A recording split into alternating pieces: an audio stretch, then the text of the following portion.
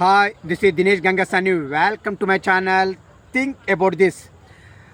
ప్రస్తుత కాంగ్రెస్ ప్రభుత్వము కాళేశ్వరం పైన కుట్రలు చేస్తుందా అంటే చూస్తున్న పరిణామాలను బట్టి అదే స్పష్టంగా అర్థమవుతుందండి. ఏది ఏమైనా పీసీ ఘోష్ సమర్పించినటువంటి 665 పేజీల రిపోర్ట్ని పబ్లిక్ డొమైన్లో పెట్టకపోవడము, మరియు హరీష్ రావు కూడా ఆ రిపోర్టుకు సంబంధించి పేపర్లు అడిగితే ఇవ్వకపోవడాన్ని బట్టి చూస్తే కాళేశ్వరం పైన ఇంకొక రకమైన కుట్రకు వీళ్ళు ఏమన్నా తెరతీస్తున్నారా అనేది స్పష్టంగా అర్థమవుతుంది.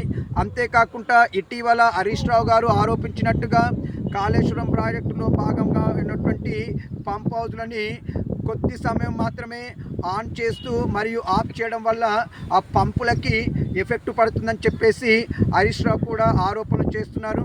ఏది ఏమైనా కాళేశ్వరం ప్రాజెక్టు పైన కాంగ్రెస్ కుట్రలని ఎండకడుతూ కాళేశ్వరం ప్రాజెక్టుని కాపాడుకోవాల్సినటువంటి బాధ్యత తెలంగాణ ప్రజానికం పైన ఉందని నా అభిప్రాయము. మరి మీ అభిప్రాయం నాకు కామెంట్ రూపంలో తెలియజేయండి. ఇట్లు దినేష్ గంగసాని.